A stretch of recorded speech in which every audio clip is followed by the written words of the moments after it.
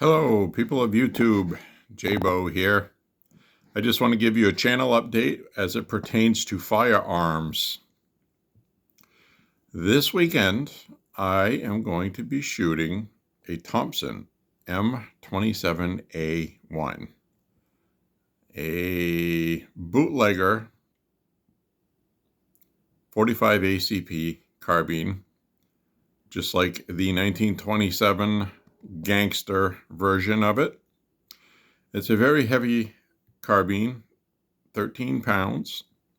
I'm going to shoot some GoPro video shooting it. And we are also going to have on the channel at some point, as soon as it can get to the FFL, a Rossi R95. I had to take a quick look. R95 lever action 30-30. Pretty much a clone of a Marlin. And it's kind of a 20-inch barrel. So as soon as that comes in, I will do a full in-detail review of it. And we will also have a shooting video, probably using GoPro, because I really like the results of that, how it comes out. You can see how it shoots. And there's no, a lot of videos you see on YouTube is just somebody standing there shooting and you're watching them shoot, and it's not really a big deal because basically all the videos are the same. But when you have a GoPro view of it, like a point of view, you can see the sights and the firearm discharging and the accuracy of it. If somebody's shooting, it's hitting what they're aiming at. And it's a much better, in my opinion, you can get a little bit sense of the recoil from it as well from that. So we're going to have those two firearms coming up, and I wanted to do more of an M27A1 Thompson, what looks like a Tommy gun from the gangster era, 1920s, the last time. I've got a couple minutes of it, but I really want to get the point of view shooting with it, and also want to get a point of view where we're not shooting from as far away as we usually shoot.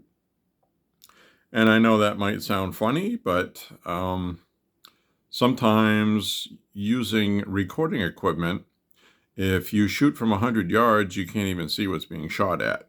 So just for video purposes, it's better to actually get somewhere around 30, 25 yards because you're a lot closer to the target, which of course makes it easier to hit.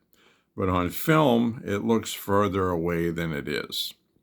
And it looks more kind of like true and realistic and more entertaining because, like I said, if you're plinking at 60 yards, it's like you're at home watching. It's like, I can't even see what they're shooting at because it looks like it's 100 yards when you're at 60 yards. So it's one of those optical things because of two-dimensional, kind of like forced perspective.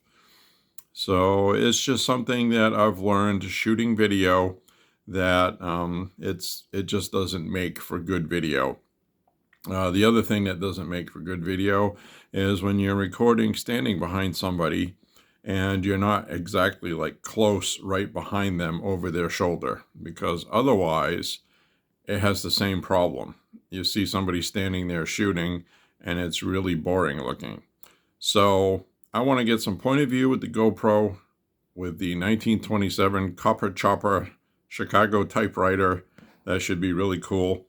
And the R95 Rossi Marlin clone 30-30 rifle. And you can look that up online if you want to, and you can see it's a beautiful rifle. It's got nice furniture. It's wood, stock. It pretty much, for all intent and purposes, looks like a Marlin except for the bullseye on the bottom. So we will have that as soon as it comes in. We're waiting for it to be delivered. And I had quite a few hundred rounds of 45 ACP delivered this week. So it should be a fun weekend, weather providing. And we're going to have some rain, but I think we're going to have a shooting opportunity on Saturday. So that's what we're going to do. So stay tuned. And as always, thank you for watching. I just wanted to give you an update. I also uploaded some videos on my vinyl records. That's something that I enjoy. So I don't want you to think that we're not doing guns anymore. So that's another reason why I made this update, just to let you know that everything is cool. And also, I have my walking videos because now that it's cold, as soon as we get some snow, I will not be walking till spring. So those will stop. But like today, I went for a 6-mile walk, and a couple patches of ice I ran into, and I had to watch where I was walking. So it's getting to be that time of year where it's pretty much, I'm going to have to stop walking because, I don't want to kill myself and hurt myself. But anyway, they've been giving us 40 degrees, 45 degrees, and I've been taking advantage of it and walking, but those days are numbered. It should be about 30 degrees for high temperature right now, and that's too cold for me to walk. It can be done, obviously. I mean, people like to leave comments, like, oh, come on, just walk, dress warm. Yeah, well, you're not the one stepping on ice and things like that. And anyway, so that's what you got to look forward to on the channel. And trust me that Rossi R95 review is going to be a good one. It's going to be fully in detail.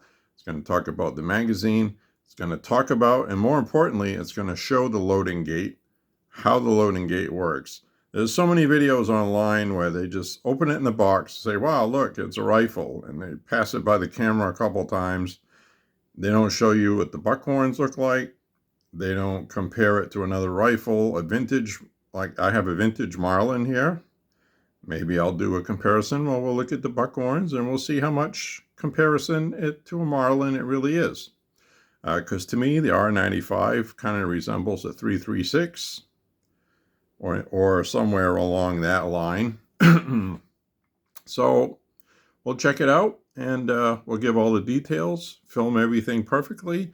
I'll have a shooting video with it, and I want to read some of the spec sheet and things like that.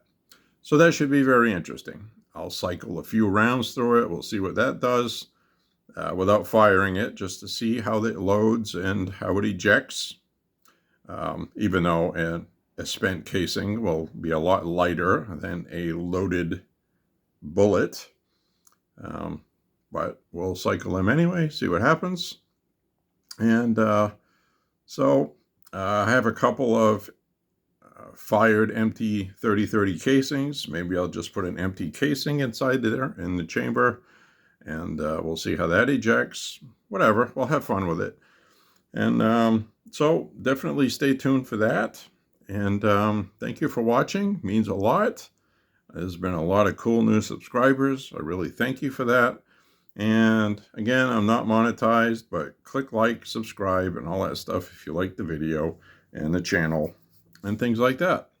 So we'll see you soon. Bye-bye.